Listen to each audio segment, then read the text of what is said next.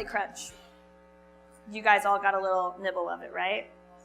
It's really good. It's a little salty, it's a little sweet, it's buttery. We start with cornflakes. And we sort of crunch them down to the size of the Cornflake Crunch that you guys had. So, 1/2 to 3/4 of the original size, just right out of the box. This is it doesn't have to be cornflakes. You can use the same recipe for sort of like, if you think about the leftover part of a box of cereal, it's sort of already like this. This is a great way to get a little crunch and texture and personality in your kitchen with a leftover box of cereal. You can mix and match cereals. So those cornflakes get broken down a little bit.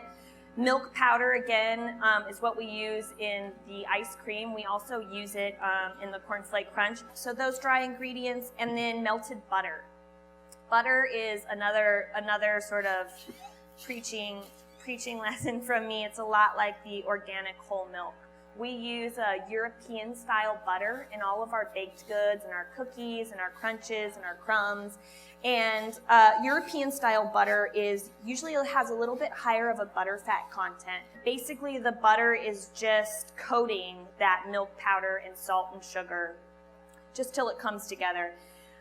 It gets spread out in a sheet pan like this and thrown in your oven. And it's similar to the way that you toast cornflakes. You want to bake them slow and low. It's really just to caramelize those flavors and bring it together and get a little crunch off of it. You can see the difference in color.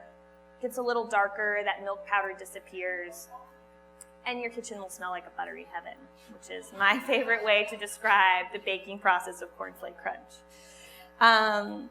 So, Cornflake Crunch, pretty much made, right? This is what comes out of the oven. We cool it down. If you're in a hot or humid climate, put it in the freezer. It's going to be best when it's super duper crunchy.